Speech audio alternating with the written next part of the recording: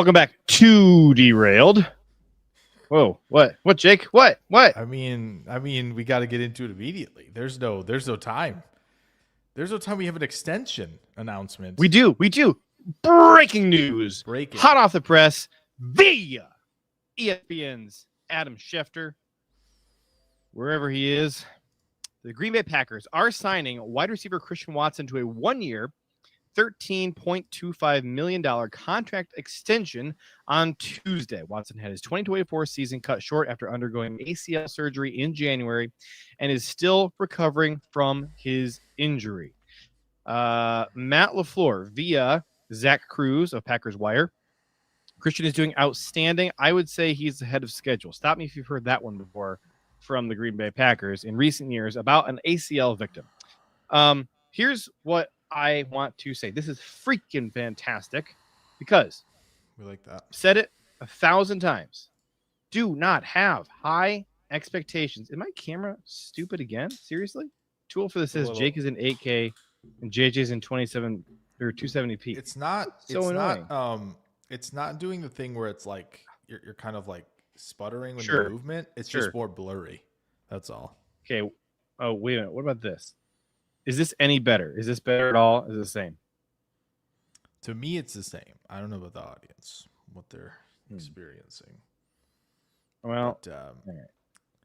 I don't know. We'll get this figured out though. But we got it. I was on the phone with my internet provider for an hour earlier today, and I have my computer hardwired Ethernet into my router. So, anyways, as I have said 1,000 times about Christian Watson's injury. Is he going to play at some point in 2025? Yes. Should you have high expectations for how he's going to play? No, you should not. Did you expect him to come back and look like himself at any point in 2025? No. When he's out there on the field, you should say to yourself, oh, good, another body on the field. We have another guy who has a knowledge of our offense. Yippee. I'm glad there's a guy who knows what our plays are and what his reads are supposed to be, blah, blah, blah. Do not go into it thinking, oh, Christian Watson's back. We'll give him the first drive or two to kind of get settled in, but then he's got to start performing.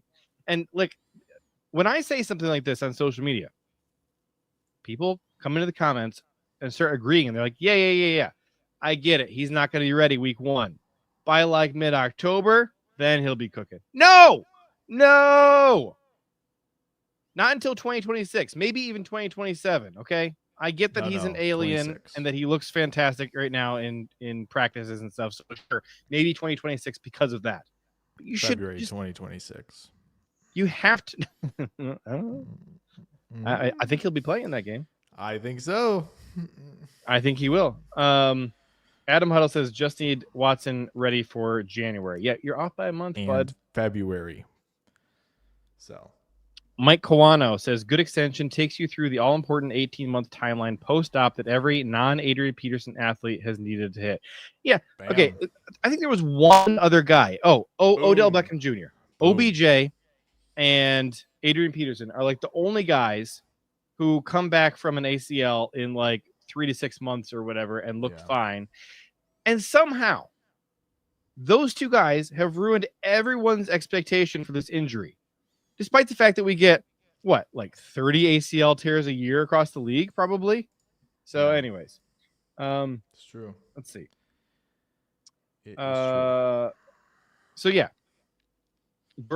Christian Watson getting an extension, a 1-year extension, is fantastic because he's not going to look like himself this year. And you know what would really stink is if we moved on from him and then some other team got themselves a stud who just need a little bit more time to heal. Or, alternatively, you could say, hey, listen, maybe I'm a cautionary person and I want to see that he makes his full comeback before we give him the big long-term money. This works for you too. So this is good for everybody. Okie doke. So we are going to Jake, do you want to give a thumbs up, thumbs down on the Christian Watson extension? Yeah, again, I think it just, he gets to be around for back-to-back Super Bowl championships, that's all. That's all it really is, you know. But I do think we get to potentially see Golden and Watson together playing at 100% in 2026, right? Whether that be February or September. Either way, I think that's really nice. He gives you something that the rest of the room does not have, right? It's the size and the speed, right? Maybe you think, okay, Golden's got, some of that speed, or, you feel like Savion's maybe got some of that speed. But at this point in time, nobody really provides what Watson does. So I think it's smart. I think, the fact that he is accepting that at 13 per is, nice. I think Doubs is probably going to ask for more than that at the end of the season. I saw somebody saying we got to send, it might have been Kawano. Yeah, he said we got to send him out a champ this year for Doubs. That's possible. I think there's a lot of guys in the room who can replicate what he does. Now, he had a really, really good game, this past week, especially in terms of separation, especially in terms of earned separation. But I do think you have other guys, and I think that's the expectation for Golden, right, as a first-round pick, to at some point replicate what Doubs does and do even more. So I don't know if – I don't think we're going to be keeping everybody here. I can't imagine that we're going to – I mean, that's a lot of money to tie up, right, at receiver, where it seems like Green Bay ideally would like to do this sort of thing every once in a while of like, hey, back-to-back seasons, let's grab a few receivers here, and then we'll keep doing that, replenishing the room. And if we hit on a superstar, maybe we'll pay him, right? Like that's, I think, probably the direction they're going to take. Maybe they do pay Doubs, though. I think there's only one way that happens. I think Wicks and Reed seriously don't show it throughout 2025. That's like the only possibility that I would even say. But again, what's Doubs going to be asking for? Right? Like, well, think about Doubs' agent from the rumors that the reporting that we saw, Doubs' agent approached Goody at the draft and was trying to get the ball rolling on a 3-year, $39 million extension. So 13 per, what Watson here has signed for. And from the agent's camp, sounds like Goody basically laughed in his face and was like, I'm not, this is a non-starter for me at that price. Heck no. So, yeah, I think it comes down to what Goody thinking not 13. That's interesting. Considering who's at that number right now. Darnell Mooney's at 13 million per right now. I mean, where do we lean? To your point from a minute ago, I don't know that it's so much like, hey, here's what we would value Doubs at, as it is like, is Doubs enough for us to want him back? Yeah. That hey, we're only going to pay a couple of guys who can kind of do the special things that nobody can do. And like Matthew Golden is that type of player. Christian Watson is that kind of player. Again, I think the Packers value Christian Watson a little bit more than I do. And I don't, I'm not a Watson hater by any means. I'm just saying, I think that the Packers would be even more likely to keep Watson than I would be to keep Watson. And then, I think jury is still like massively out on Wicks and what Wicks is going to be. Jayden Reed, probably like that, the Randall Cobb going forward, I would think. Like, it seems to me that Jayden Reed is just going to be this kind of workhorse wide receiver 2 in the offense. Like, Reed is probably going to be the new Doubs, I would say, in a year or two. That's just going to be kind of where it is. Like Doubs is probably gone, and Reed is just the established number 2 behind, hopefully, Golden. But there's a few guys that it could be who are, that really athletic one, draws all the defensive focus, all that thing.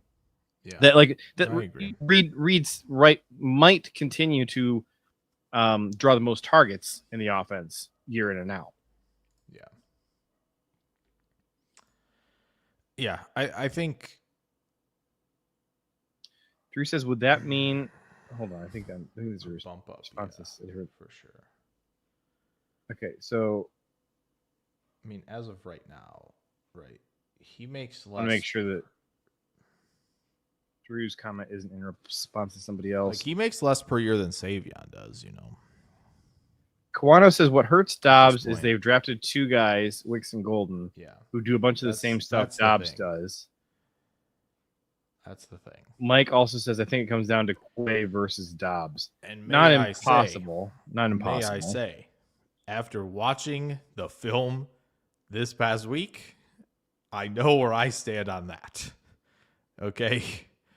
If my guy's going to be out there poaching dig routes from dagger concepts all year, please. And the fact that I think him and Cooper were just dynamos, flying to the football, between the tackles, all of it. I know where I stand. It's 1 week. You know, you can overreact to 1 week. But if I had to pick right now, my goodness. I think there's a reason they named him captain, one of the defensive captains. Kawano says Reed's problem is drops, and it seems they still view him as a slot-only guy. I think maybe what would be the most fair would be to push reset on our view of Jayden Reed and kind of evaluate like what he's doing in 2025. Yeah, well, that's what's nice about maybe kind of burn the 2024 tape, right? Like, yeah, 2024 was so all over the place. Like, how much can we actually learn from it? I feel like you have to put some into it, just simply because either like, I don't know. I feel like if you're wiping the second half, then I feel like you wiped the first half as well, where he's playing like an all-world player, right? I'm fine with burning all of 2024 and just saying, like, I think, yeah, because I think like I would press reset for 2025. I would rather just evaluate it personally, but I understand where you're coming from, where it's like super volatile. What the heck happened with the drops? It wasn't happening in the first, 5, 6, 7 weeks, whatever it was. Well, it wasn't just volatile. It was like kind of inexplicable. Well, I'm saying the fall off. Yeah, right. I get what you're saying. But if you're counting the first, 40% and the last 60%, it kind of evens out. But we love to talk about receiver here. That's for sure. There are other players on the roster, I think. We have done it again. But, they dropped this Watson news. That's where you start going. So, JJ, do you have the Mark Murphy minute or I actually do have the Mark Murphy minute. All right, let's do it then. Here we go. Let's go there. All right. Via TMZ. What? Breaking Bad star Raymond Cruz arrested for spraying a neighbor with a hose. Raymond Cruz, of course, played Tuco Salamanca on Breaking Bad. If you haven't watched Breaking Bad, you are missing out. That's good to know. But Raymond Cruz spraying his neighbor with a hose, it's pretty reminiscent of what the Green Bay Packers did on Sunday to the Lions. Just sprayed him in the face with a hose the whole game long. Especially, they sprayed Jared Goff with a pass rush. Ferocious pass rush. And here, we need to take a minute and admire our art here. Sorry, Guano, I got to unpin you. Micah Parsons, Batman, and also Lion Hunter and superhero. Yeah, it was a thing of beauty and also terrifying watching Micah Parsons, who, by the way, did we not agree that he's like not fully in football shape yet? Like, he's basically said so as himself quite a few times. Yeah. Which is again, I think we've kind of said it last week too, where it's like, these guys who don't go through camp or holding out, you feel like it takes him a few weeks. Like James Cook did a hold in, and you saw what he was doing on Sunday night. Like he looked like he was doing a hold in, like he was there all the time. And I think he missed maybe a couple, but like clearly he was in conditioning shape to play. So there definitely is some of that, which that's crazy. Josh Connerly, I'm very sorry. 19 total pressures on Jared Goff, 4 sacks. 2 times he was hit as he threw it, and he had to get the ball out really early, a lot. Also, worth noting, the Lions had I believe 12% below expected passing rate, not like passing success rate, just the number of times they situationally would run the ball in a situation where you expect them to pass it. I wonder why.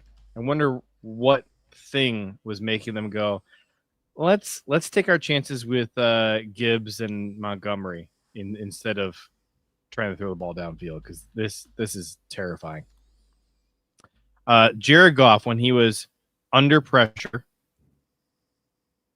here we go. When he was under pressure, he threw 2 turnover-worthy plays. His adjusted completion percentage. Nope, that's not the stat I was looking for. His passer rating was an 80. His pressure to sack ratio was 25%. When he was under pressure, he was sacked a quarter of the time. That's bad. You don't like to see that. His passer rating when he was under, or his passing grade, sorry, from PFF when he was under pressure was a 27.6, and he was under pressure 16 times. Wow. So, I would say not only did the Lions miss Ben Johnson a lot and miss their old offensive line a lot, they're going to need to have some answers for the next time they face this Packers pass rush, because Jared Goff historically has always really struggled when he's under pressure. And Ben Johnson did a fantastic job of keeping him clean, way over average. And if they want their passing attack to stay as potent as it has been, and again, I think there's some things that they can lean into, play action on first down, that type of thing that they, was kind of their identity under Ben Johnson. And like, look, you're not going to replace Ben Johnson and Aaron Glenn overnight with rookie coordinators. It's going to take at least a few games for these guys to grow into the job. But the Lions are going to need to come up with some answers for slowing down this Packers pass rush next time. And the Packers were not blitzing very much either. They were getting pressure with 4 guys. Yeah. This is true.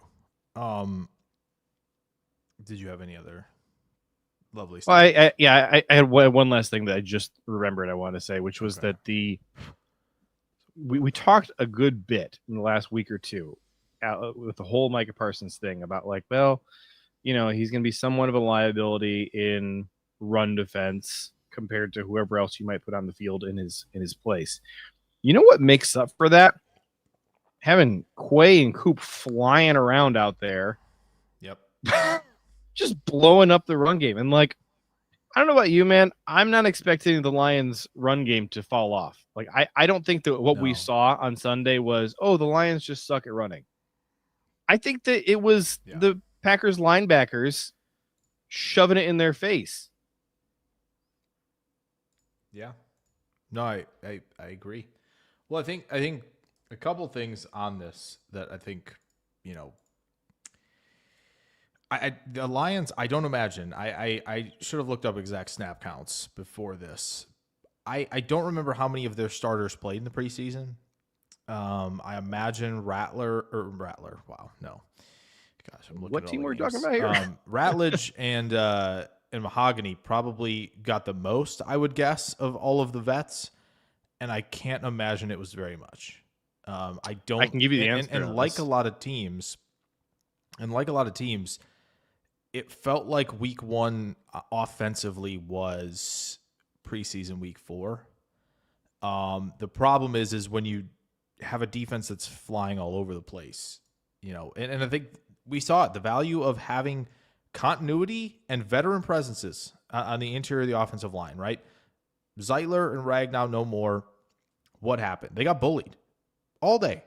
Ratledge looked kind of lost out there at times, looked a little slower than a lot of the guys lined up in front of him. Wyatt Van Ness just walked Mahogany back to the QB, right, on one of his. It just felt like they were so much faster. And then it was interesting to hear Colby Wooden say that his dad called him and said, stop the run this week. And Wooden and all the guys were like, no, this is our mission. We're stopping the run this week. And from Next Gen Stats, the Packers hit the Lions ball carriers behind the line of scrimmage on 16 of 22 carries, 72.7%.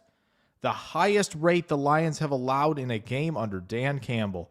Do you think Dan Campbell enjoyed having Frank Ragnow? Yeah. Yes, he did. Okay. Packers allowed. We were on here last week talking about how they have three new starters on the interior. And like it showed their chemistry. Yeah. They were not on the same page. There were a bunch of missed assignments. Yeah. Plays where you're watching, you're like, oh, those two guys were not on the same page about who was handling who. I think the play that comes to everybody's mind is the one where they are backed up on like their own half-yard line, right? And then essentially, I saw some people saying, "Oh, Micah Parsons was triple in this play." He wasn't. He was doubled. But still, Colby Wooden was unblocked. He had a wide open barn door, and like, hey, here you go, Gibbs. Run right up the middle into Colby Wooden's waiting arms. He's gonna sit on your face, and he's a big guy. Yeah.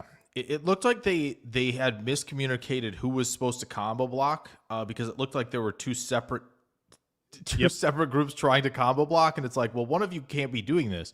So I don't know if it was on. If I had to guess, if I had to place a bet, it's probably on Ratledge, right? I get it's Parsons, but it's on the backside of a run. You probably are letting your all-pro superb athlete Penei Sewell take care of the backside of a run, right? Like that's probably what was supposed to happen there.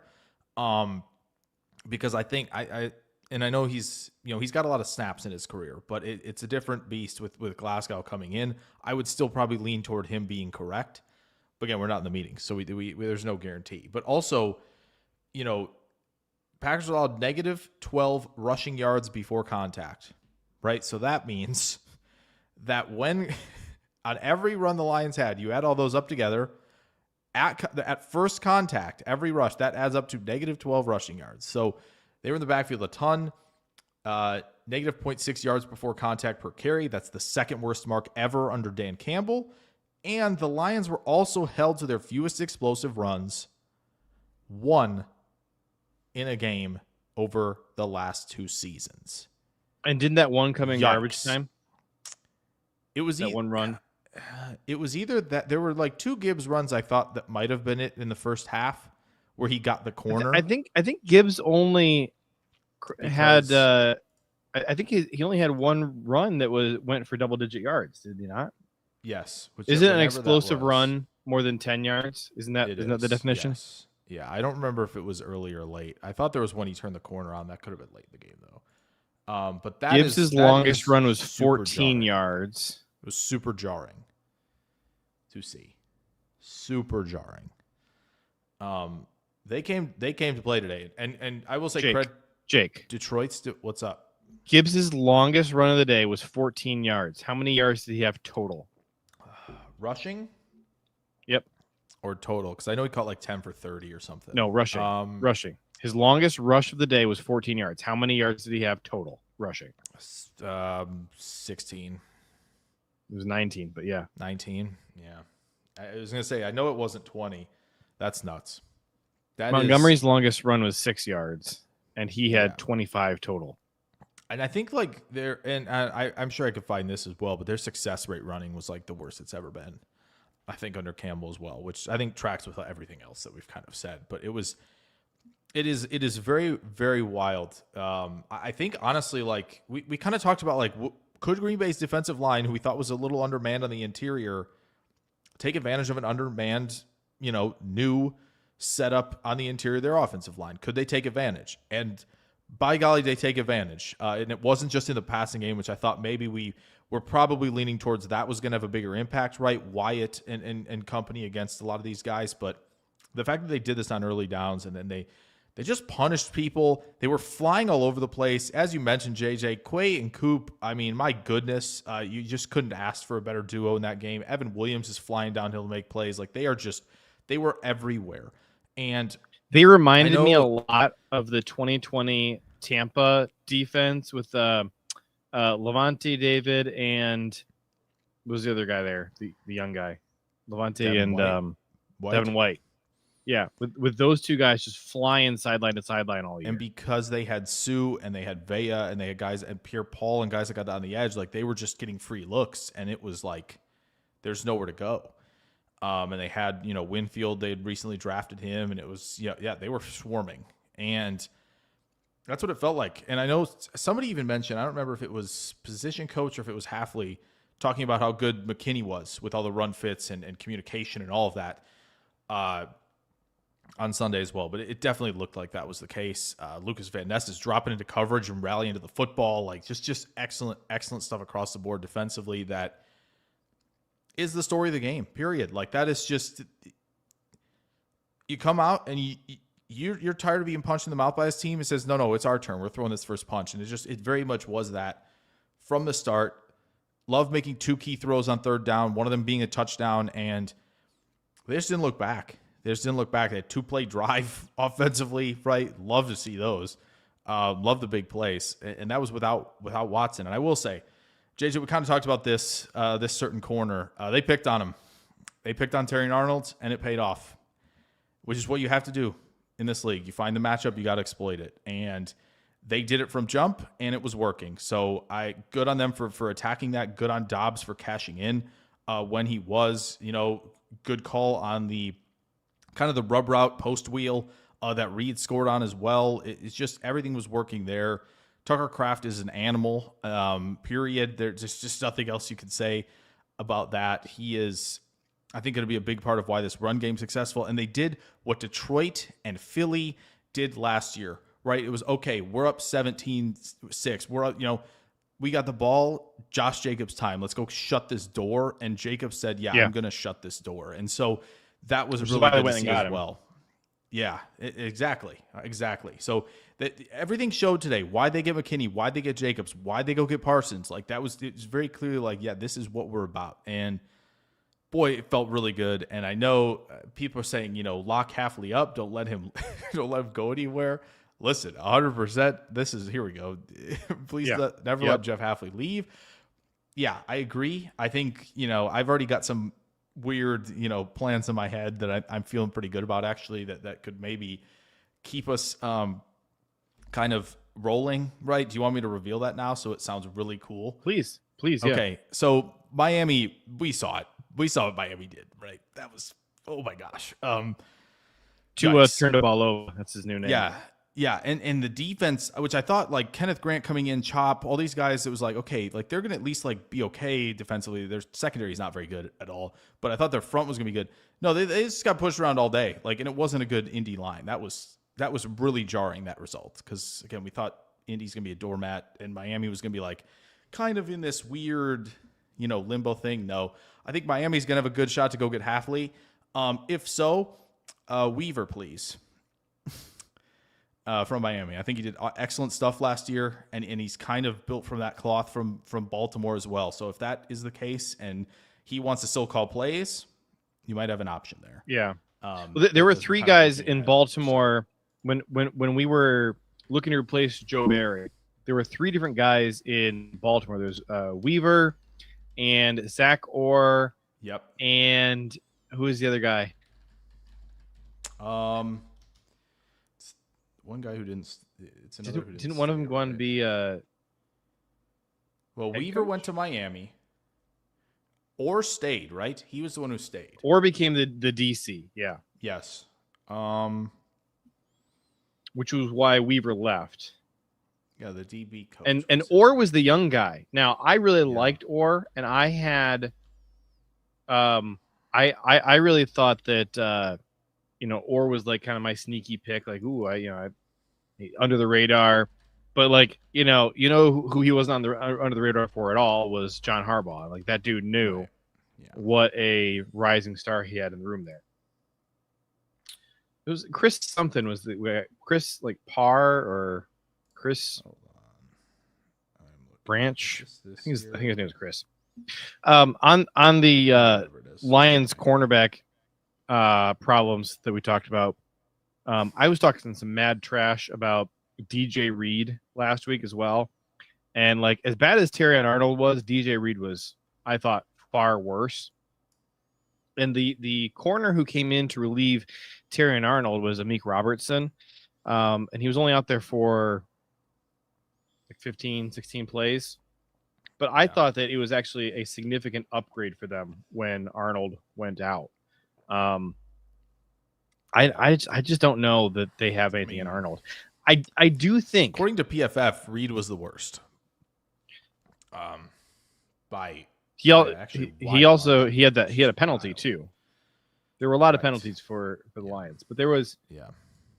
I think that two of the worst cornerback rooms in the NFL played each other on Sunday, and I would take the Packers cornerback room 100 times out of 100 over what the Lions have.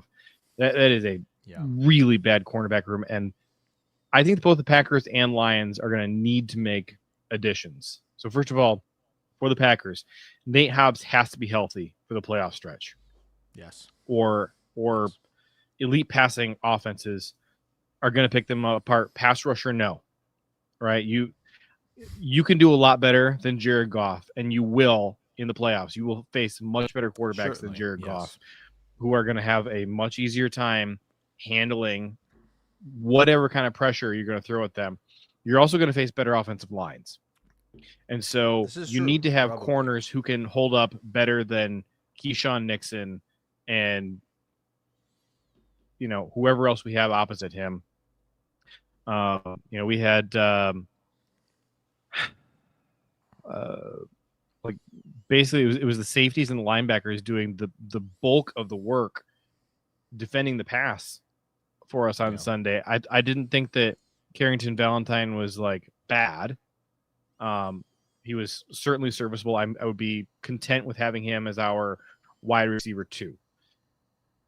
But if you are missing him or Hobbs, I think you are in a bad situation. Javon Bullard was just terrible. And Javon Bullard played better than Keisean Nixon did. Pretty much when we were on defense, I was just staring down Keisean. Yeah. And that's fair. You can't really convince me that outside of like 3 plays, passing plays, that is, that we would have been better served having him out there than playing with 10 guys on the field. Yeah. Like you might as well have not had anybody covering it was tough out there. his receiver. It was bad. Now, he made some really nice plays in run defense. He had a couple tackles for loss that were key. And that's he's always been better at the line of scrimmage. Just get him off of the boundary. He does not belong out there. Right. He can't hold up out there. Well, he's also he's 29 years old at this point. I think he's lost a step. He wasn't ever the fastest guy, but he's consistently 3 yards behind the guy he's supposed to be covering at this point. Yeah, I mean, again, for run fitting stuff, like that's who you want there, and that's probably why they're going to put Hobbs on the perimeter, right, with Valentine, and then you're going to see Nixon in the slot when they're nickel. That's probably what's going to be the case early. Could it change? Certainly. Could they move guys around potentially because, of certain matchups? Yes, and maybe that's a reason they went and got Hobbs is right because of that versatility. So, yeah, I think Hobbs getting back, when he can, even if it's not this week, which would stink a little bit, but, again, with him, with Parsons, all these guys, right, Tom and Belton, or not Belton, Banks on the injury report, it's like, if you're not ready this week, I'm not worried about it because no need to rush at a quick Thursday night turnaround, which just doesn't help for anybody, unfortunately. I know it's fun. I know it's nice to, have 2 days between weeks in the NFL season. I would just prefer them not to do it. because I do think, it's part of that toll that they take on players all season. But, I think that they're in a really good position right now because of what happened on Sunday, because that front was didn't take the bullying, right? They stood up to the bullies and they said no more of this. So if that front plays like that, the linebackers play like that, Evan Williams. No, they stood up to the bullies and gave him a wedgie. Yeah, they gave the bullies 100%. a wedgie. 100%. And so it kind of was like, in Sky High when Will got the powers. It was like, no thanks. We're done here. Like, there's no more of this nonsense. So that's very much what it felt like on Sunday. And so I'm very proud of these guys. It was awesome to watch. It was very, very awesome. And how about some special teams tackles, guys flying down there, making some plays. Nick Neiman on the punt. My goodness. Like, we are, that's new. 3 guys with a 78 or better on special teams this Chris week. Brooks had a 90. Brooks. Freaking yes. 90. Yep. And the Neiman and Igbare doing well in specials. Igbare. So, like, yeah, we will Shout out take that. Javon Bullard playing as well on special teams as he did on defense. Good job. There is- Good job there being is some of that. consistent. There is We some value of that, for consistency. sure. Oladapo doing some nice work. Love that. Is it a massive, number for PFF? No, but it's good that he's still contributing there. But also we must bring this up. Chris Brooks and Josh Jacobs in pass pro. My goodness. Yeah. You want to stand Yeah. up in the face of a blitz? You call Both of those them. two. That's why Chris Brooks is on this team. If you're ever wondering why he's here, just look There's at him in another pass reason he's pro, here too. right? There is. There's another reason he's here too, because he's a fantastic blocker, and I really appreciate that about him. And I would like to see him keep doing that. And I'm even okay with him getting some carries as long as we're up. I'm good with that. As long as it's not like a gotta have it down. Like third down, I don't really want him running the ball on third down, but early downs, sure, we can do that. I've seen enough of the Matt LaFleur experiments since 2022 of throwing to RB3 at the sticks. Sure. I've seen enough of that. Can we stop doing that? We had Josh Jacobs and Chris Brooks both out there in the backfield. Yeah. Josh Jacobs blocks. Chris Brooks runs to the sticks, and there's an incomplete pass. Just switch which running back you're asking to do each thing, because Chris Brooks can block. I got no problems with him as a blocker. Keep having him block. Throw the ball to Josh Jacobs. We've seen this so many times from Matt LaFleur. Now, I don't fault Chris Brooks for it at all. Like, I don't think that he's out there telling people, yo, check out what I can do. Like, put me in this situation. Like, this is just something that Matt LaFleur likes to do for some reason. He did a bunch with Patrick Taylor. He's done a bunch with Chris Brooks. I've seen enough of it. Let's move on from that. I get what you're saying. Yeah, for sure. Boy, anybody else we didn't hit on? Other than maybe Well, Tool for Jordan? this says, are you saying that Keisean is the defensive Musgrave? Well, No, because I highlighted some things that Keisean does do well, and I don't That's think right. Musgrave does anything well. So Musgrave got tackled by a guy who fell this week. Okay, he got tackled by a guy who fell. You have to be I don't kidding even really care so much about like all the stumbling and stuff that Musgrave me. does. No, Like, but like, whatever. That's just sprinkles on top of the big poop sundae that you're serving. He is not a blocker. I'm not going to say he's not a good blocker. He's just not a blocker, period. He can't block. So then he's just a big, slow receiver. And I'm sorry, we have some guys who are not slow, who know how to run routes, and they're called wide receivers. yeah. Let's just play them at receiver because we can't play him at tight end. Well, Maybe that's make the big Musgrave the argument. long snapper. Although Well, although Matt Orzech played fine. He didn't have any bad snaps this game. I'm good with that. He heard you. He said, I need to live up to this contract. So we like what we see week 1. I have a different theory. I okay. think it's all the love that the Packers have been showing him on social media. I think that he just, he Maybe was he's one of those hurting who doesn't- inside. People were He kicking him needs around. encouragement. He needs to be built Yeah. up. right? I've been giving him tough love, and I- that's not what you he know needed. what? He needed a hug. And so props We need to to shout him out on Twitter. whoever figured Everybody. that out. Everybody shout him out this week for having a good week. My favorite build long him up. snapper. Let's build him up. Hopefully, I forget You know? his name because he just always does his job, and I forget that I ever Yes. didn't like our long snapper. That would be amazing. Yeah. Mike to the Kawano Musgrave says thing Chris really Brooks quick. picked up a stunt better than Royce Newman ever dreamed of. Well, that's true. Amen. Amen. Yeah, that's true. What about tough. Musgrave? That's tough for Royce. I was just gonna say for Musgrave, that's the big thing about these tight ends who are just receivers, right? It's like, well, slot guys are quicker and can be more productive, and if you have a bigger guy, he can kind of technically help in the run game a little bit more, right? Rather than you. So it's not that I don't understand Green Bay trying to swing for speed and upside and hoping that a player who's 250 like Musgrave, right? This isn't like a 230-pound guy. It's like they're hoping a 250-pound player like Musgrave has the requisite size. Let's fill out the functional strength. Let's get him in the weight room and see if he can do it. Like I'm not against that process because it's a guy at Ohio State that I think a lot of people are going to be convincing themselves potentially that he could do that, right? Kaczmarek. No, Claire. Kaczmarek. Claire's a fullback. I know. Or I mean, people are going he's to an convince H-back. them. Claire's an People are H-back. going to convince themselves. And so it's like, okay, if you're 250 plus, you want to take that chance, fine. Please do not do that in the top 50 anymore. Thank you very much, and good night. Can I ask good you that we can your just opinion on pretend, something? We just pretend that Kraft was the pick in the 40s, and we're good. And we're okay. We just pretend it was him instead. But can I ask your Go ahead. opinion on how Harold Yeah. Fannin played in week 1? Because he got like 13 targets.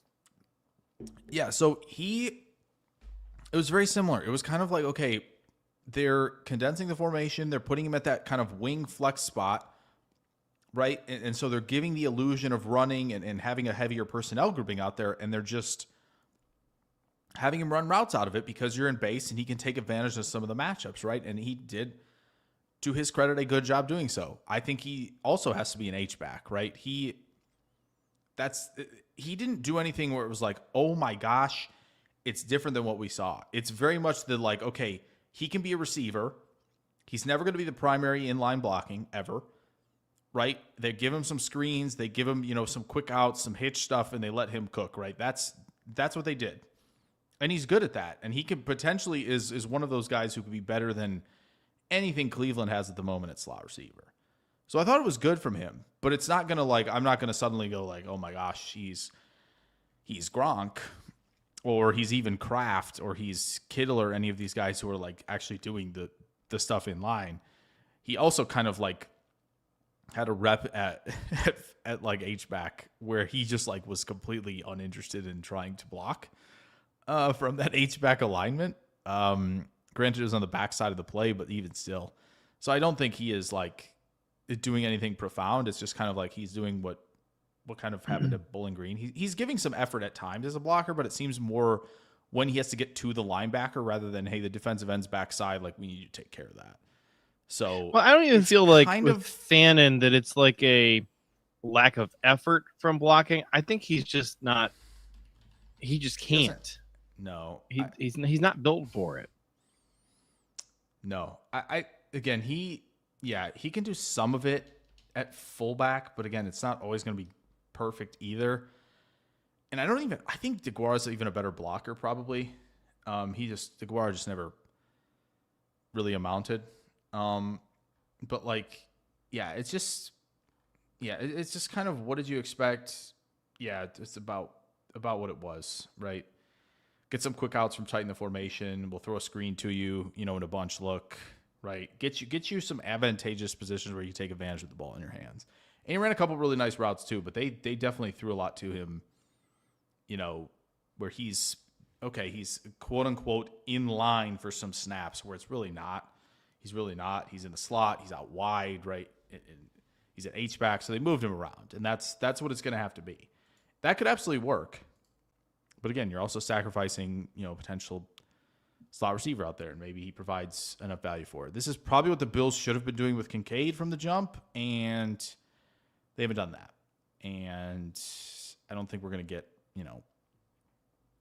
anything, outlandish. So from him, Brian Mafia, I have a question. Are you talking down to me for calling him an H-back? No, I think he could probably be that too. But this is the thing with these. This is the thing with these tight ends. You know, they're not really tight ends. Most of them. You want some real tight ends, a real man, real man, as we like to call nowadays with stuff like get you a tackle. Delp from Georgia, Lindenmeyer, Nebraska, are a couple that I'd throw out there, and Sadiq is battling out there at Oregon. My goodness. It'll be interesting to see what he does from here when they get into when they finally play an FBS team. But yes, that's a shot at Oklahoma State. Yeah, it is. That's an FCS final score, man. My goodness, put up more than 3, perhaps. They might need to be relegated after that. But anyway, Oklahoma needs to play a real opponent too. Like, it would be nice to see. Well, there's that. Boy, Kawano's in here, and he was in our Packers chat. JJ, I don't know if you were checking in on that. Probably were, and just during the Vikings game. No, during Michigan Oklahoma at all. Of just like that I did not scared. see. They're cowards out there. They kind of were. They kind of just like don't make a mistake.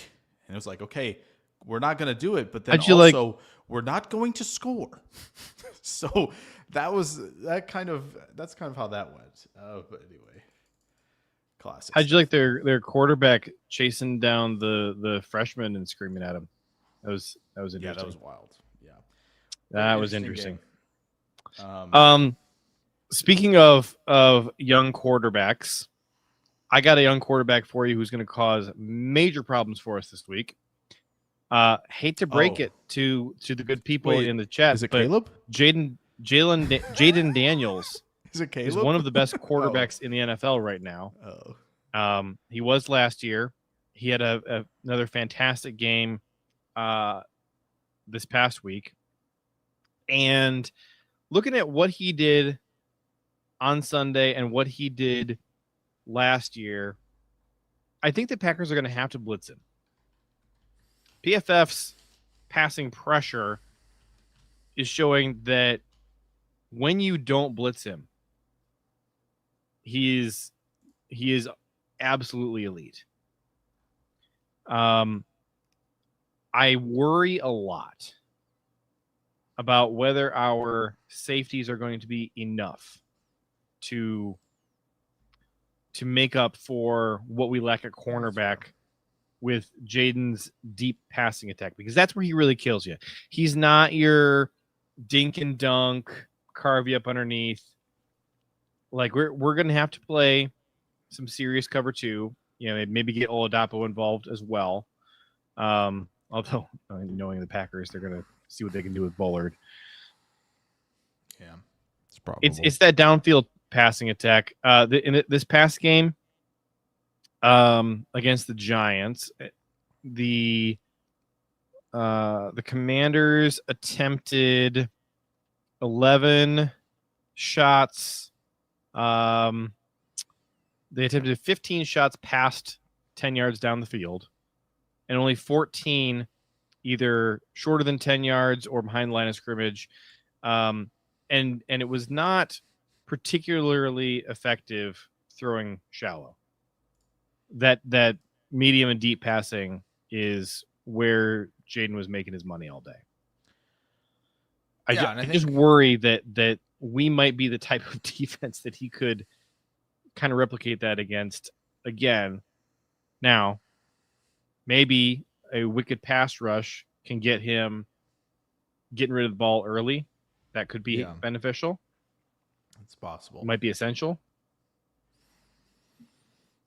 Yeah, I think there was kind of one play, I think, last week that kind of encapsulated Jayden Daniels, even his rookie season as well. But it was also against the Giants where, by the way, the Giants front is also good, people. So, like, that's like a good front. Like, they tested Connerly. They got to him plenty of times. Yep. And they still didn't win, right? So they have Burns, who was doing a nice job. Carter had a nice game. And they obviously have Lawrence, right, as well. So that's not like a this It's is a stout. cupcake It's a stout front. for sure. And so like is the back end very good? No. Did like Cordell Flott have some plays? Yes. That's probably what you're hoping for. But They're only missing an allowed elite 21 safety. points. If they had a really elite safety, Oh yes. that would help, man. Like if only they could have drafted somebody, Yeah. you Like know, who would 2020. be Yeah. that might be a difference maker for this defense. It might. It really might, JJ. I think that is true. There was one play. I want to say that Jayden Daniels last season was the only qualified quarterback to have increased his team's win probability when holding onto the ball for 4+ seconds. That's not fun. And then 2, there was a play. It was they had a bunch look to the right. I have the play in front of me because I wanted to make sure I had it. They had a bunch look. They motioned out of it into 2x2. Daniels gets off the front side look instantly. Hates what he sees. Looks over the middle. Looks backside. Nothing. Okay, nobody's open. Right? Nobody's come open. But buys time, scrambles hard to the right, and then just finds Debo over the middle because Debo, knows where to find space against zone because he's been in the league for a while. That's the kind of stuff you're going to contest with on Thursday. You're also going to contest with the fact that Debo is, a heavy part of their RPO game and quick game.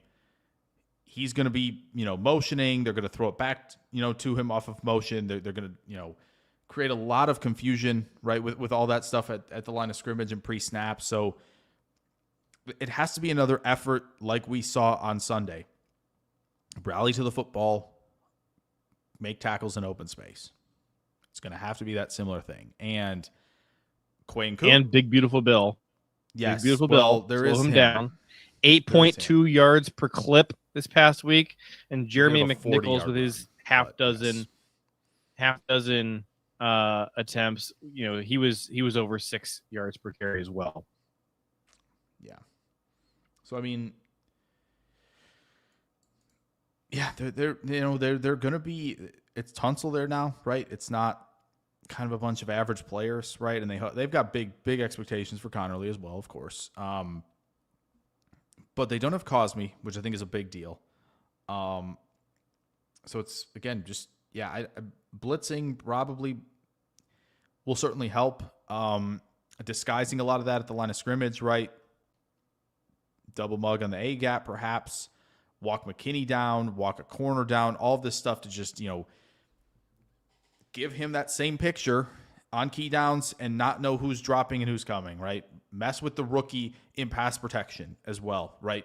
Mess with the kind of the group on the interior who's, again, so we kind of talk about like Biadish and those guys, like that's fine. Like it's a Glasgow thing where he's fine and he can do it, but it's not like this is a world-beating unit. So there's still opportunity for Hafley to really mess with, the protections and, mess with them on stunts. And again, as I kind of mentioned, like walk guys up to the line,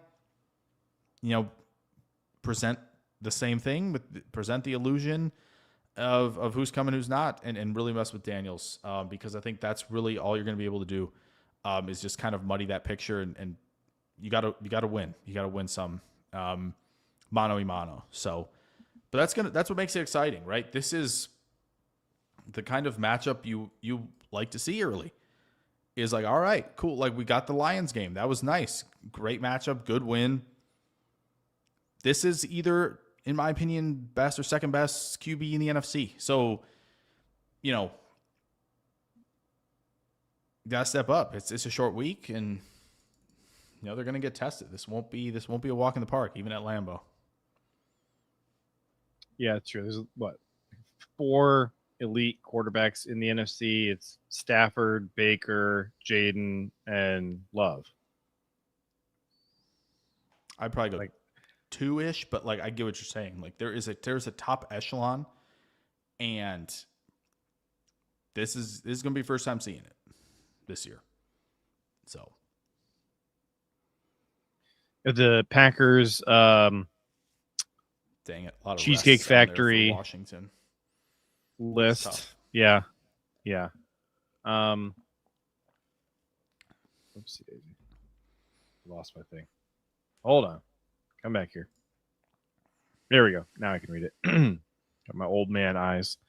So we have Aaron Banks didn't participate either day. Same with Brenton Cox. Nate Hobbs was limited both Monday and Tuesday. Do you think he's going to play on Thursday? Sorry, who? Nate Hobbs. That's my fault.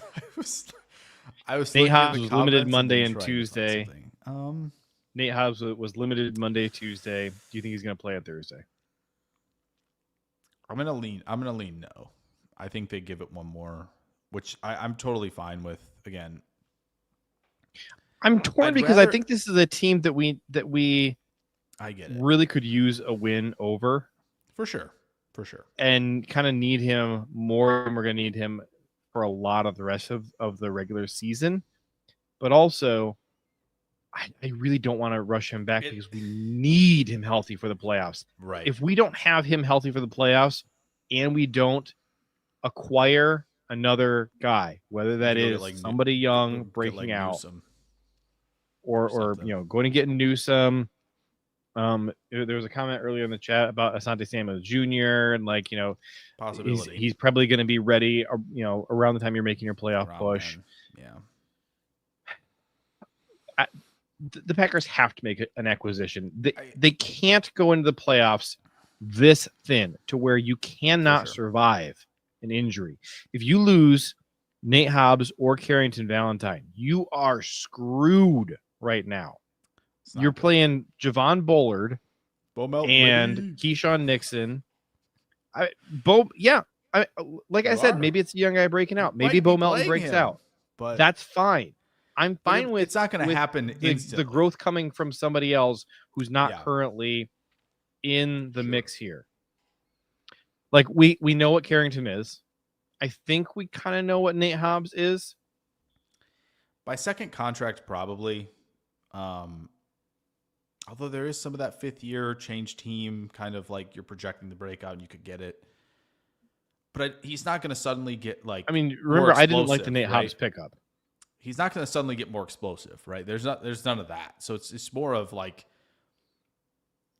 continuing I think we need somebody football IQ, coverage responsibilities, like all that stuff. And then occasionally, do you hear me? Trevon Diggs, Deron Bland, occasionally taking some risks to make some plays, right? And jumping, seeing what the quarterback's looking at to make a couple plays, right? So, yeah, I think for him, it's just maybe continue to push that football IQ into the next step up. That's probably where you're going to get the most jump from him. He's not going to suddenly be faster, twitchier, more explosive, any of that. So, yeah, you've probably seen it for the most part, 80 to 90% for the optimists of his ceiling, probably.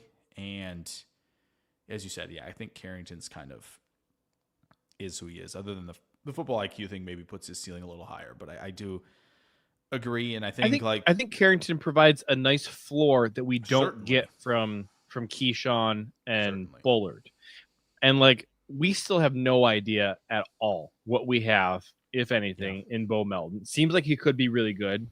Jury's way out on that. He wasn't playing out there for us on defense on Sunday. Yeah. And by the way, did not participate Monday or Tuesday with the shoulder injury, Bo Melton. Micah Robinson, okay, I don't know if we have any idea if we're going to get anything out of him in year one. So Kamal Haddon, again, I think we need to make a pickup at some point to continue to add some floor to this room. I agree. And if you can find somewhere, like when we went and got Rasul Douglas in 2021, if Goody can go find somebody to come in and be that difference maker on the boundary, maybe he already did. Maybe it's Nate Hobbs or maybe it's Bo Melton. I don't know, but what we saw on Sunday was what we saw all summer in training camp, and it's not good enough. Right, it isn't. Yeah, I think the thing about this whole thing with playing this week or not, it is kind of. I'm not trying to get ahead of myself at all here or get ahead of things for Green Bay, but if you win this game, the rest of the first half of the season extremely winnable across the board. This was the only loss. I had Detroit and Washington were the only games early on that I circled as being, realistically losable. Right. Obviously, anybody can jump up and get you, especially if you just don't show up, and the Packers do that better than anybody. But there is like a Cincinnati game lingering where it's like, sure, rip off explosive plays in the passing game if you're kind of sleepwalking a little bit in mid-October, like that's a possibility. But I do agree. There's just not there's not a lot of juice in this first half schedule other than Sunday and this game. I agree. There isn't. But as you said, you got to show up for all these. But it does kind of lend credence to like playing Hobbs this week, right? Because like, okay, well, you could probably survive without him, till midseason, right? Should he, re-aggravate something or feel like, I got to get, shut down for a little bit after returning. It'd be great to have him for this litmus test for sure in the NFC. But also, if you're risking, not having him at all because of coming back too early, then yeah, I'm out. I don't want that. Like I would love to have him, but as you asked earlier, I kind of lean towards him not playing because I do think it might be because of how many snaps Parsons played and all this that they may just kind of like, all right, we know what kind of squad we have here. Like let's, slow down a little, right? So just to take a look at the schedule, yeah. Detroit and Washington, I thought there was a really good chance we were going to split with those two teams. So let's just assume that happens. Let's just assume that Jayden Daniels is elite, and we do drop one to Washington on a Thursday night. Yeah. So that after that, you're 1-1. You got the Browns and the Cowboys. Really, no excuse to lose either one of those games. No. You should be 3-1 at that point. Then you got your bye week, rest up. By the time you come back, October 12th for that Cincinnati game, you should have your offensive line back. Like we don't think that any of the injuries that we're facing on offensive line are going to be long-term. They should be back after the bye week at the latest, I would think. Arizona Cardinals, I think they're going to be pretty bad. It didn't look good this week. It's 1 week, but like that's you gotta if you're serious, which I'm kind of more of a not a good Cardinals roster guy. I'm more of a bullish Cardinals guy. Like if you're gonna show something, you need to stomp on the Saints. Like period. Like you need to come out and be like, all right, we're not the same team, and it just didn't look like that. And I think Kyler is gonna shoulder the load of like not being why this is not going anywhere right now. And I agree, JJ, the roster's not like exceptional, right? Offensive line type of thing. Like I get it. But like if Kyler's going to be serious, if we're going to be serious here, you need to put the hammer down like the Colts did. Colts said we're not going to be a doormat type of thing. Are you at all biased towards Phoenix because of the St. Louis Cardinals and your love for them? Do you think that subconsciously you're a little biased toward them? No. Because of that? No, actually. I think I'm more bullish on Seattle this year was coming into the season, honestly, than I was Arizona after kind of going through it. I was a little surprised that Seattle didn't play a little better against San Francisco. Now it's a division game. Run the ball as well. But there was a lot of like late pre-snap like movement there to kind of steal some gaps, which I think they did a tremendous job. Credit to Saleh. We know he can design a defensive play sheet and get them ready. Yeah, that was a little surprising. But I still think Darnold Seattle probably wins the division, but they're starting out chasing the 49ers. We'll have to see. They needed to pick that game off. They really needed that one. Now, George Kittle just went on IR. Yeah, I thought they were going to get it too. I really did. Probably should have, honestly, won that game. After the Cardinals game, we are facing the Steelers. Aaron Rodgers, baby. We're back. I just don't think that they're not winning. They're not losing. What Pittsburgh does well matches up particularly well against what the Packers struggle with. It's strength on strength for if you're a Steelers fan trying to talk yourself into that one, it's strength on strength, and I don't know that you're. I will say boy, Breece Hall looked good this past week. He looked good. And the Jets aren't like overwhelmed. Like they are young on that offensive line. They pushed him around. So that's not super encouraging. Like Pittsburgh should have been comfortable winning that game like 23-13. And be like, yep, that's the type of ball. Like Aaron Rodgers makes tough plays and the defense holds up. I don't like the idea of them winning 34-32 against the Jets. Like all credit to the Jets. They fought. That was really impressive. They got a lot out of Fields. Breece Hall. The Steelers secondary is absolutely horrific. It is. Yeah. They very bad. They struggled. So like that. Yeah. Green Bay should win a lot of matchups, I think, across the board in that game. And yeah, I'd be shocked if they get rid of the building. I just realized we kind of glossed over the Bengals game, and that could be the slip. Drew mentioned, of course, the Achilles heel for Cincinnati is they have to put their defense on the field at times. Yeah, they can't not have them out there. They might. It might not look that much different whether they have their defense out there or not. That's what I was going to say. You never know. The Bengals did their classic thing, by the way. So hope you got in on that Cleveland plus 5.5, folks, because the Bengals did the thing again. Stumble out of the gate, look completely anemic offensively, and have 2 Joe Flacco passes tipped up in the air to be picked off, and Cleveland missed an extra point in a field goal, and you won by a point.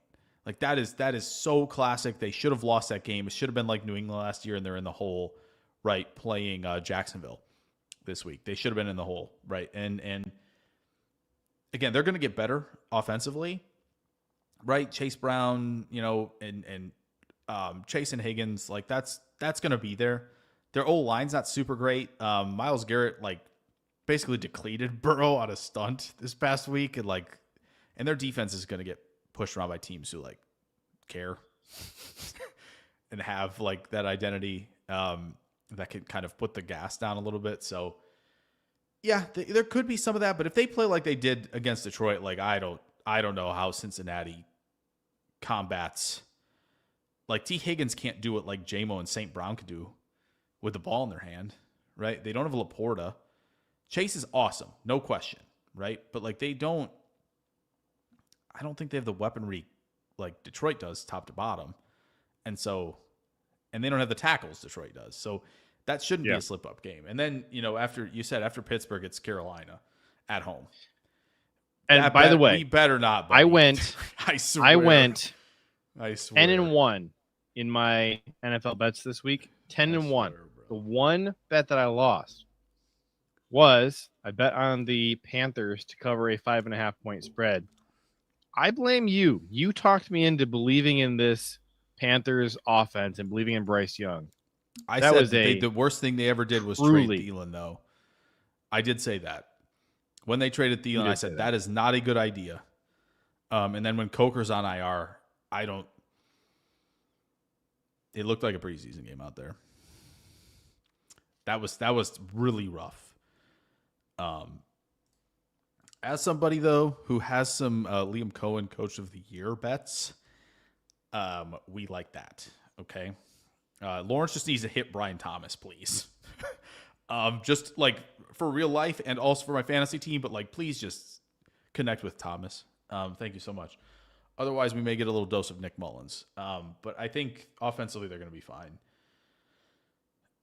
Bungie Chedarbug in the chat says, man, I wish you guys didn't start at the same time as PTA. I have some really bad news. We are ending very early today. I have some stuff I have to get to in like just a couple minutes. So regret to inform you of all of that. Okay, so we got 2 things I think to do really quick. Then before we wrap up, we kind of talked about like that first half of the schedule, right? It's Green Bay has played their last divisional game until November 23rd. That's insane. I hate when the NFL does the schedule like this. We don't play our first Bears game until December. And then we do it twice in 3 weeks. Yeah. Twice in 3 weeks. I hate this. We should always play the Bears within the first 3 weeks of the season and then also within the last 3 weeks of the season. That's how it should be. This looks like a contract. Okay, this schedule looks like a long-term deal. Okay, let's give you some guaranteed money up front. Here's your Detroit, Washington, right? And then backload that sucker. Eagles, Vikings twice, Bears twice, Lions, Broncos, Ravens. Like, here you go. Here's all your money late. That cap number on the back half of the schedule is massive. So it is a little bit of that. And then there's like some weird thing that the team got a nice, comfortable deal in the New York Giants. But it is the one thing I will say where this does. They need to be out front. They need to be out front by midway in the season. So. And I think they will be. And I will say. They should be. Now, am I sleeping on the Lions? No. But the Packers don't have any business losing the division this year. They should win this division handily. They should win it by a couple of games. They should. If they don't, then shame on the Green Bay Packers. Seriously. Yeah. I think. Yeah, that's what I was going to say is. So I guess we have three things. JJ, is there a takeaway from week 1 as a whole? Doesn't have to be Packer related. That you feel like is not an overreaction. That is a genuine concern, not an overreaction from week 1. Well, and if you have one that is, you can throw that in as well. Boy, this isn't the direction I thought this question was going. I had an observation about week 1, which was that usually defenses are winning early and offenses are really struggling. And that was not the case. Like, there were some extremely high scoring games like across the league in week 1. Yeah. I think only 2 overs hit on Sunday. But all of the ancillary the point totals were quite high. Like, I noticed that when I was going through and placing my bets that they were all pretty darn high. So that was interesting. And I had thought, like, hey, maybe this is like a result of, more teams playing their starters in the preseason, something like that. But like, as you go through team by team, there were not a lot of starters playing in the preseason. And like, you asked at the beginning of the show, like, hey, how many of the Lions offensive linemen played in the preseason? The answer is it was just Ratledge, and it was only in the first preseason game. He didn't play in preseason game 2 or 3. So he didn't play, like, you're talking about like preseason week 1, not Hall of Fame, right? Preseason week 1. So that Atlanta their first. Oh, their first? Yeah, that's the tricky nonsense with the Hall of Fame game. So did they play 4 preseason games? Yeah, they did. Okay, I didn't look at that one. The Chargers. I feel like I have never in my entire life watched the Hall of Fame game. Yeah, all I know is all I tracked was Lambert, Smith, Harris, and Tesla from that game. Tesla. So what a catch, by the way. Well done. I don't want to talk about that. Earned to the top grade on PFF of all the rookie receivers because of that. Okay, none of the Lions starting offensive line played in the Hall of Fame game. I figured as much. Dan Skipper and Jamarco Jones got a lot of play time as well as Kingsley Eguakun, but that's it. Yeah. So yeah, I mean they didn't. And our second favorite Canadian, Gio Manu. Oh yes, obviously was out there. So. Gio. Okay. I liked Gio kind of as a prospect. I could not believe how early the Lions took him. I thought they could have waited wild. A long time. Wild. Yeah. Same with the two-way guy, Sione Vaki. Yeah. Sione Vaki, yeah. Mm-hmm. Thought they took him way early as well. All right, so overreactions in week 1. Sure, Keisean Nixon. I think the cornerback room for the Packers is going to be a problem, and I'm not sure at some point. Yeah, the Bengals are capable of taking advantage of that. Obviously, the Eagles can do that. I think the Vikings, once they kind of get their crap together, are going to be able to do that. So yeah, I think that's about it as far as overreactions in a negative way. Overreactions in a positive way. We only had 1 drop on offense. It was Jayden Reed. Everybody else didn't have any drops. Yes. Now Wicks wasn't really targeted very much. I'd like to see a little more Wicks usage, but yeah. Golden, that's my answer to that question. Likely full participation is a big deal. That's great. Want to see more of him. Real quick, mine, I think the biggest concern that I think will stick around from the overreaction week is the one that sticks around to me is I think Pittsburgh's going to stay competitive. I think they could have folded a lot in that game. And yes, the Jets did give them a fumble on the kick return, but I do think they're here to stay in terms of playoff contenders. I was a little worried, but I think they're sticking around. The one that I think that was, I guess that's more. Sign me up for a Packers Steelers Super Bowl. Yes, please. Overreaction, I think that, yeah, I don't think we need to, I don't think is a big deal. The one that I'm like, I guess maybe more concerned, Carolina offensively, I think concerns me because, again, no Thielen was a massive blow to them. Leggett still was very confused about that pick in the first round. Not sure why they did that. It was very Jonathan Mingo coded. I'm not sure why that happened. So yeah, it didn't look good. Hopefully it's not, but I am concerned about them for sure. So Pittsburgh and Carolina are two. Detroit, like, maybe concerned in January, but I'm not like overly sweating what happened offensively for them just yet. Like, I wouldn't be like, I mean, unless you want to be concerned about their interior offensive line and just like, do they have the right guys? There's a lot of offensive linemen in that room who I think are similar talent levels. Do they have the correct three guys out there? Is my question. Yeah, I think that's fair. I think it's somewhat likely in January more so than. I think it's somewhat likely that Dan Skipper becomes a starter on this offensive line, not due to injury. Possible. I mean, maybe injury forces that anyways, but I think it would not take an injury for Dan Skipper to become a starter on this offensive line. Super tall. Unless they think he's too tall. But Skipper is, I got it right here. He is 6'9", 317. That's tall for the interior. It's tall.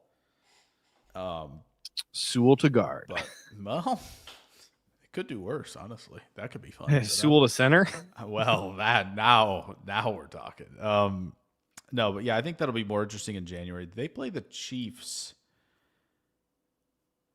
in a couple weeks, I think. Oh, hey, the Chiefs look like they garbage. Well, that's the Chiefs look like garbage. Granted, it was an overseas game, the international game. Herbert, man. Hey, as a long time Herbert truther, that was sick. I have always, with the exception of Mariota, I've always been a big Oregon quarterback truther. Like Herbert, Nix, Gabriel. Like, yeah. Have you ever known me other than Mariota? Have you? And you and I weren't friends back in the Mariota days, but have you ever known me to like not find an Oregon quarterback to love? Are you getting there with the current one? Are you feeling it? I need to see more. I need to see more. Is he conjuring a little bit out of you right now? Like, I'm not saying you have to be fully sold, but do you feel like there's a little bit of juice right now? I cannot comment because I'm ashamed to say I've only seen highlights. I have not actually sat down and watched Oregon. And so for that reason, I'm not going to comment. To be fair, they have only played 2 FCS teams so far. Kawano says he's an Auburn quarterback. Look, he played 2 years at Oregon. Where did he actually figure it out, Mike? Where did he actually figure it out? And by that metric, are you going to call Dylan Gabriel Oklahoma quarterback? You could. I liked his Oklahoma year a lot. I really wanted, because the Buckeyes needed a quarterback. It was very Tua coded. Dylan Gabriel is who I wanted the Buckeyes to go after. Of course, they ended up getting Will Howard instead, and it worked out well. But I always really liked Dylan Gabriel's game. His style of play it just pushes all the right buttons for me. Yeah, never see his at least at Oklahoma. At Oklahoma, it did. never ceases to amaze that two of those Oregon guys went against each other in a game in 2019. That was the high-profile game early in September. Nixon and Herbert. Way back when. Very cool stuff. Any quick thought before we go on Minnesota Chicago? Yeah, I think that they're both bad. I think that the it's not impossible. What you saw out of Minnesota's offense late, to me, was more about the Bears' defense. I think that the Bears are going to have a pretty bad defense this year. And I think it's largely has to do with just it's not a good defensive roster. Like, you just look at who they have on that side of the ball. Very few good players. And with them missing Jayden, like, he's kind of their only really good defensive player. Now, I think that their second best defensive player might be Javon Dexter, which is not what you want to say. No, it isn't, especially when you paid Sweat a lot and Gordon got an extension too. But I'll tell you what, Javon Dexter, I like Javon Dexter coming out of college. That's good to see. I did too. That's good to see from him. But and they already cut Pickens from that draft too. That was kind of wild. It was like, wow, he can't even find a roster spot. So like, Zach Pickens. Yeah. I don't even think Javon is a good player, but he should be like your 6th, 7th best for sure defensive player, not your second. Yeah. And so there was a question earlier. Somebody asked, like, hey, is the NFC North like the worst cornerback division in the NFL? And like, you and I had floated that theory last week even. And like, I think it's pretty inarguable that the best cornerback in the NFC North is Jayden. Yeah. By a pretty wide margin. Yeah. And like, I don't really like their safety play that much. Like Kevin's not bad. He's not bad, but he's getting up there. He is. He had himself a decent game, I thought, against the Vikings. He was decent last year, but like he keeps progressing the older he gets. Yeah. Quano says Caleb's first drive was a sham. It was. My dad asked me about it. He was like, "What happened on the first drive?" And I'm like, "Oh, Caleb was doing the same things, making all the plays on the move, right? Yeah. Scrambling, doing all that stuff. Really cool throw to Odunze. Like, no doubt, that was very awesome. Amount of velocity you can generate on a throw like that, rolling right for Odunze to make a nice play on. Very cool. But he scrambled around and he ran with his legs and he did a lot of what he did at USC, where it's and I think even like." Honestly, like, it feels like he had better mechanics at USC, and there's kind of been that sort of breakdown now because I think the game's moving too fast for him, that the mechanics are suffering from it as well. But man, he was not playing against good defenses. No, he was playing against horrible defenses in college, right? And he was beating them with his athleticism. Yeah, the mechanics were better at USC than what we've seen here, but I didn't like his mechanics in college. He was never my type of quarterback. In college, I didn't think that he could make reads. I didn't think he was demonstrating any kind of an understanding of his own offense. He was out there playing, Dylan Raiola ball, right? He's he's living off of the broken plays. That's where he's more comfortable. Very Shedeur Sanders. We've talked about this. Like, he turns into 2015 Aaron Rodgers, where it's just like, I don't like what's going on in the pocket right now. Let me buy some time and make a throw, like a second reaction play. And so like when I was kind of like waiting for like, all right. When is Minnesota gonna like not let him escape and make him do something? And now I want to see what happens. Right. My biggest problem with Caleb has always been his complete inability to throw with any kind of anticipation. It's very Trubisky-esque. Trubisky was very scary at times because he had a big arm and he would make outrageous throws. And Caleb does the same thing. But neither one of them could throw with any type of anticipation. They were always late with the ball. Always. You had to draw up plays for them specifically.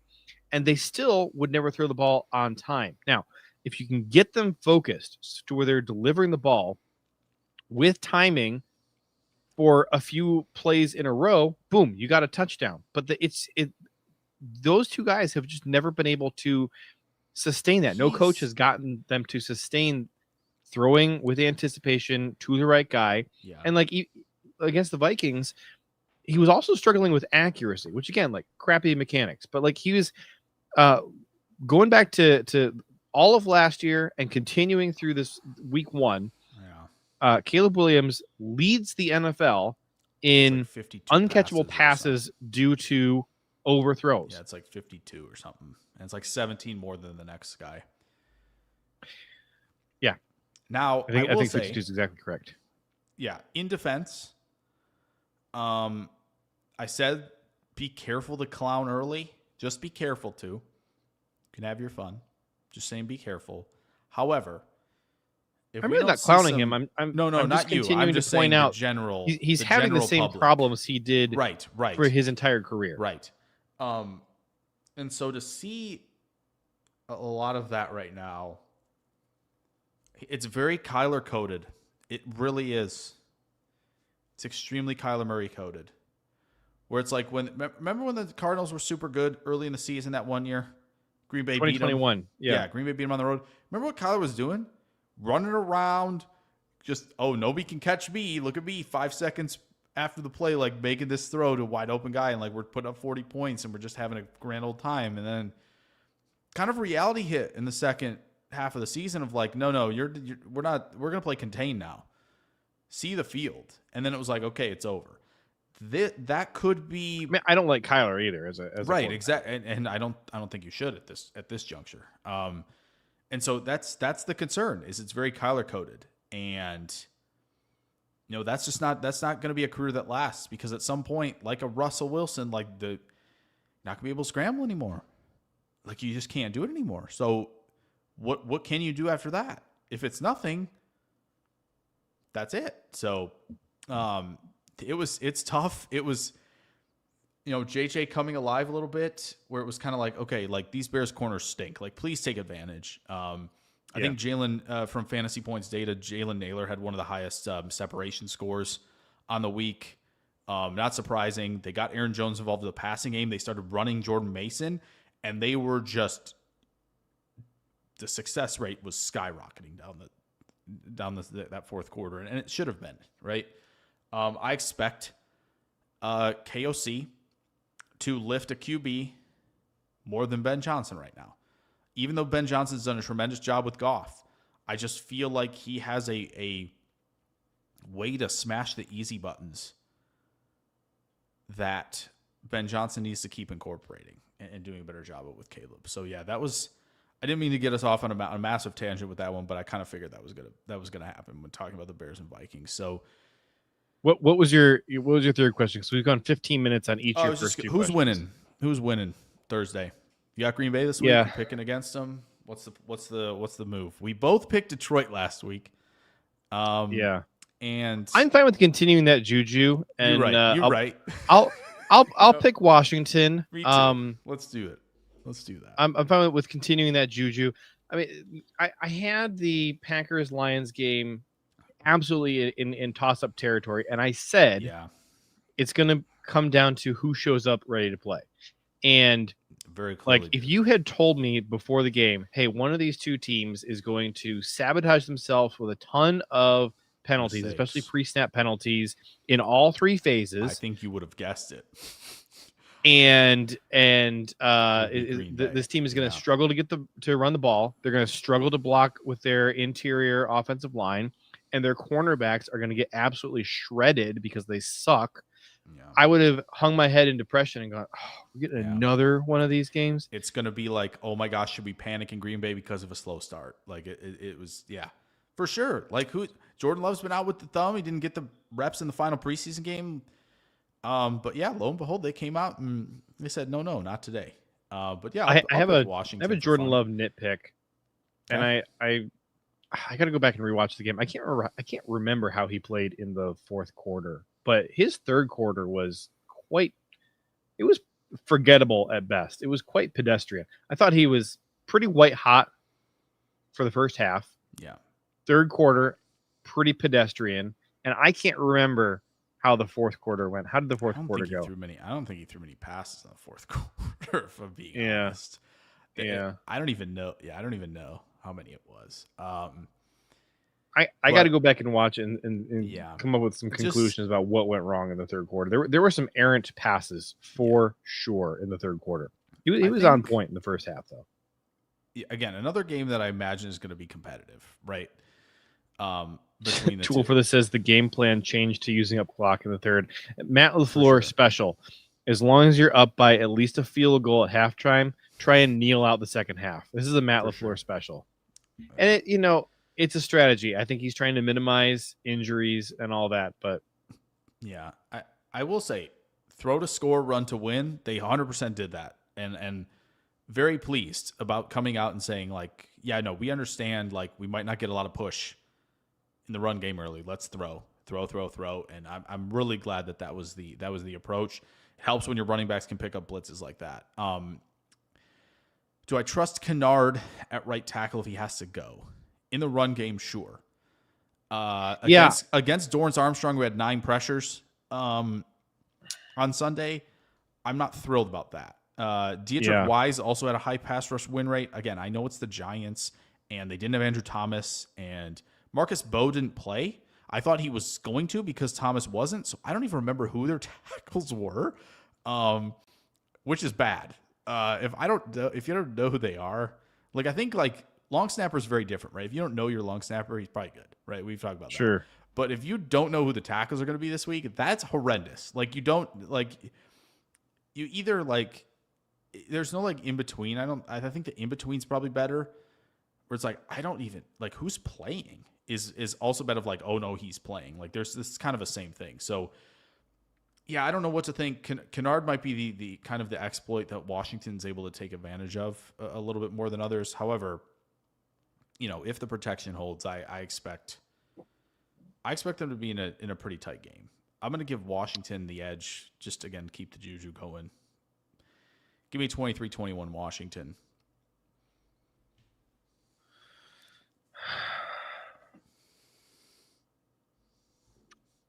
I think it could be a high scoring game because I think the Packers are going to have to score to keep up with, to make up the ground for their secondary being a little mushy against a pretty good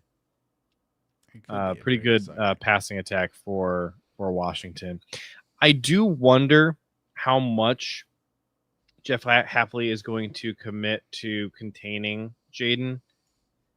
I kind of would rather take my lumps with Jayden scrambling and just don't let him, beat you over top. I'd rather play, do a shell or play some cover 3. Kind of what Dallas did a little bit. Get your safeties out there.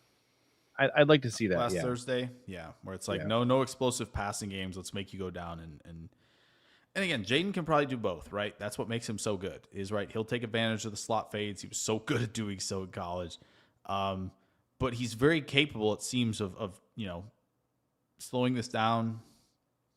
14 play drive, but I'd rather make him do that than give him the one play down the field, like 100%, 100 times out of 100. I also don't know if we're gonna be able to run the ball at least up the middle against this Washington front. You got those front 3, Javon Kinlaw and Deron Payne and Eddie Goldman. That's a stout front. I will say the Giants made them look very good. The Washington front made an offensive lineman tackle Scatabo at the goal line. That was rough. I don't think you're going to get that same thing for Green Bay, but we're banged up on the offensive line. Undermanned we are probably playing without Zach Tom and Aaron Banks. Now I don't know that Aaron Banks is that big of a loss. I thought he played pretty poorly against Detroit. Yeah. But we're going to be down some guys. You are probably playing Sheed and Morgan at tackle. Yeah. I mean, who's? Hey, we're doing it for the juju, Drew. We're doing it. We got to do it. We did it already. We're not. We're not getting off the train. Okay. Do you think Kennard is getting the start at right tackle? playing Jordan Morgan at left guard. Who gets to start at left guard if Morgan plays right tackle? Belton probably. I just don't know who else. I would probably say they're going to go Morgan Kennard then. I just don't think here's kind of where I'm at. Is like, I think you need to pick something to be really good at.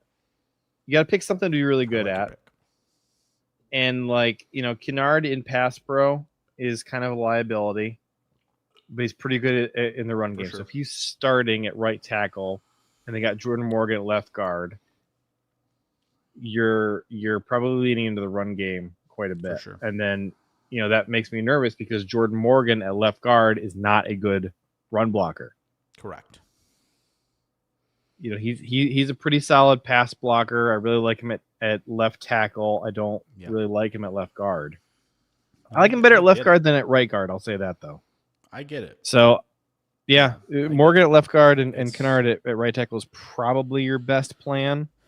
But then that makes me nervous about trying to attack their secondary. If Banks goes, I think Will Harris is out there. Yeah, I think if Banks goes, I think Morgan does play. I think they'd rather have that, right? Especially after what Washington did do to the Giants pass rush wise. That's good, Daryl. As you should. They played great on Sunday. Daryl says for the audio only crowd, he says I have a lot of confidence in the Packers this Thursday. My worry, the short week with how banged up we are makes me nervous. Yes, and the straight up. This is why week 1 stinks, and I hate it. The oh my gosh, they're winning the Super Bowl. They're the Super Bowl favorites. They're the NFC favorites. It's bro, we have barely just begun this season. We don't need to go out of our gourd with a lot of this. That's what makes the overreaction thing so interesting. I remember writing last year a mock draft after overreaction. I looked back at it, half the stuff just was untrue. And so again, I think Green Bay is firmly entrenched in NFC contention.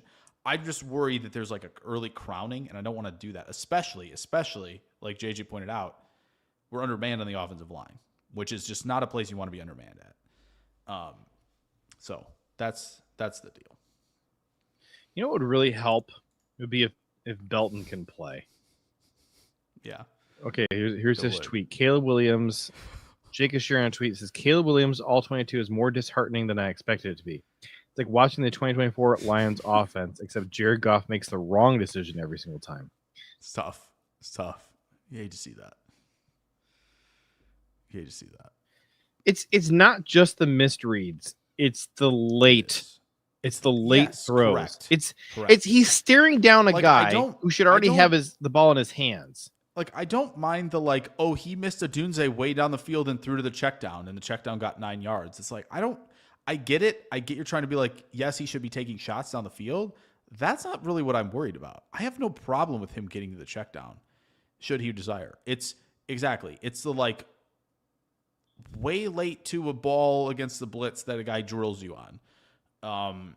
It's late seeing the seam and then kind of overthrowing him to the field side. And it's the complete for a guy who thrives on broken plays, the guy has no pocket awareness at all. He cannot feel the guy behind him. Scramble mode too quickly. He takes off running when there's not anybody there, bails out a clean pocket, and then doesn't leave whether they're there up. or not, right? Whether they're there. He was elusive. He made some guys miss on kind of that first second drive, right? But as you said, he was trying to leave no matter the circumstance, no matter what was happening. And how often do you see him step up into the pocket when somebody is screaming down the back of his neck? There's no subtle adjustment. There's no subtle adjustment. No. It's either I'm going to run like Justin Fields and then try and make a Mahomes Raiola play. Yeah. Or a Shedeur play. Right. Credit to McCarthy. I'm taking a stupid sack. Yeah. Credit to McCarthy for making that slight maneuver on that touchdown to Jefferson. Right? Could have scrambled. McCarthy has fantastic pocket awareness. He's been good at that. Right? He could have scrambled. He could have run to the right. There was tons of room. He said, "No, I'm throwing this." I love that. That is a great. He can stand in there and take a hit. He can step up into a good pocket. Yes. Yeah. And that's why I think it was kind of okay, we were talking about the QBs pre-draft, and it's all right, what situation are you entering? What are the best 3 situations right now of the 6 QBs? Minnesota, Washington, Denver, in no order. Why are we surprised? Why are we surprised? Who the best guys are? Why are we surprised? I think I'm already completely, and I didn't like him as a draft prospect, but I'm at this point, I think I am completely out on Caleb Williams turning into the answer long term for Chicago. The things that fault, by the way, I needed to see from him as a college prospect, I still have not seen after a whole year in the NFL and his little bit that we saw so far this year in training camp in week 1. When he has been out there on the field. Yeah. I just don't see any signs of growth from him in the areas where he needed to grow. He continues to get better at the things he was already good at that didn't excite me. Yeah. We're at an hour and 42 minutes, and we were supposed to end it's my at 1 fault. hour. It's my fault for bringing up the tweet. I acknowledge. It's my bad. Such a good tweet, though. That's my fault. I apologize. Well, listen, we are going to get out of here, and it is sad. And I know that you all are you're accustomed to the 5-hour streams now at this point, and we did that to you, and I apologize. Yeah. We are way over time. We are going to get out of here. Thank you so much for showing up and tuning in. In the words of the late great Ed Policy, our founder. He's the founder of the 2025 Packers. Go Pack, go.